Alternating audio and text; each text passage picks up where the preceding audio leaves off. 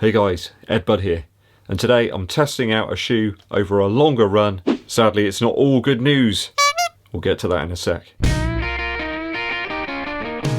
Hey cats, EDDBUD here, your friendly neighbourhood shoe tube athletic footwear tester.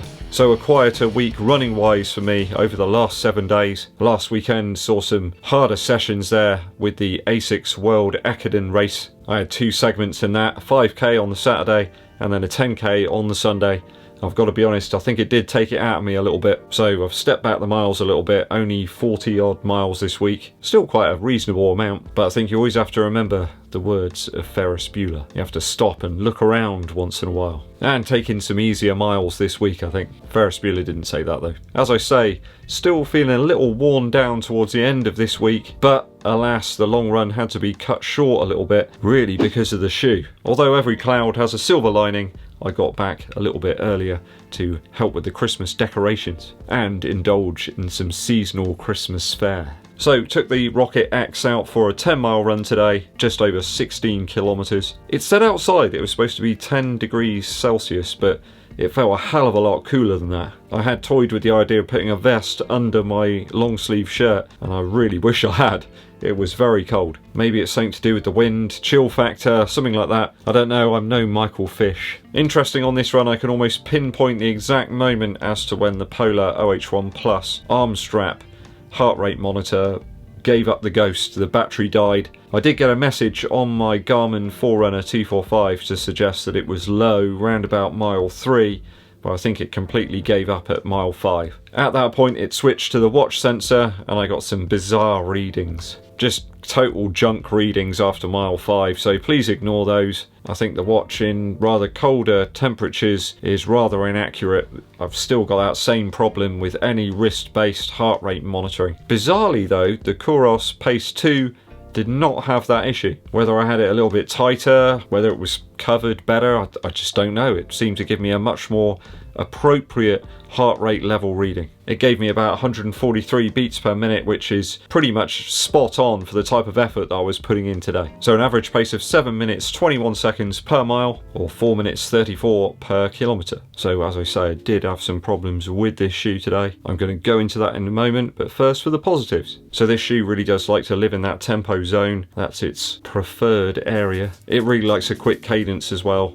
Really does promote it, and I think you really need to have both of those things put together to get the best out of this shoe. I really like the diminished weight here, 248 grams in my UK size 11.5, should not be scoffed at. And it's got quite a nimble nature as well. It makes for an exciting and engaging ride. I have to say I do welcome the more forgiving foam in the Rocket X as opposed to that used in the Carbon X. The midsole feel is far superior, and a more appropriately padded heel counter, and it's a bit more rigid as well. Just feels overall a vastly better shoe for me. Alas though, it did the dirty on me. And it was an age-old issue that was the problem. The issue of an expanding foot and poor lockdown and fit crashed the party and spoiled the fun. So right around this area here of the shoe, only on the right side, I think it was right around 5 miles or so, I started experiencing some pain there. Not rubbing or numbness, but a nagging irritation just around this part of my foot. So my right foot is the larger of my 2 feet. Not by a huge amount, but it's enough that in some shoes I really need to size up by a half. But it was just right here between the tongue and my foot. Really, really irritating. And it really threw me off my stride. Now, there's only 2 other shoes that have caused me that problem. One of those, at round about 10 miles in a couple of races, was the Vaporfly 4% Flyknit, in exactly the same area. The other shoe is the Zoom Fly from Nike. Both times it was down to my foot expanding over the course of a longer run, and the lacing just being a little bit too tight in a certain area. Sadly, over a long run your foot is going to expand. There's no way of getting out of that one. That is the nature of the beast. I think this shoe, and absolutely this shoe all need a really good lockdown to get the best out of them. And it appears that with this one I'm having to constantly mess around with the tension of the lacing. I had to stop about 3 or 4 times just to mess around with it to try and relieve the pain. Just trying to get that right balance between tightness, lockdown. It was really tough. No issues with the left shoe, only the right side. Too loose and the shoe is floundering around like a flatfish on your foot. Too tight, and a disgruntled EDDBUD has to constantly stop and re-evaluate the lace tension. And with cold hands that are about as responsive as a mid-90s Nissan Micra, it was not easy and quite frustrating. So this does really leave me in a tough spot with this shoe. Hoka uppers just seem so large and strange and oddly proportioned. I'm having to pull the sides of the upper in so far to get it locked around the top of my foot. Certainly in this area of the shoe, not so much down here. I mean, could that be part of the problem? I was wearing a reasonably thick Adidas sock with this one as well, so with a thinner sock it'd be even worse. Has anyone had this terrible problem beset them? Let me know in the comments. When the shoe isn't causing this problem, I found it pretty easy actually to get within 30 seconds or so of my target half marathon goal pace. So little effort needed to get there. It feels great when it's working, but I'm just not 100% on this shoe anymore. It's tainted now in my eyes. It's blotted its copybook. So nice through the transition when it is working out. It's just the right level of rigidity for me. And I love the underfoot feel. As it stands though, that upper and lacing issue means I'm going to struggle to recommend this one for those long runs. It's just so inconsistent in terms of the lockdown. I'm not sure what to do. If you've got any suggestions, guys, so I can get some more out of this shoe without those issues, let me know in the comments below.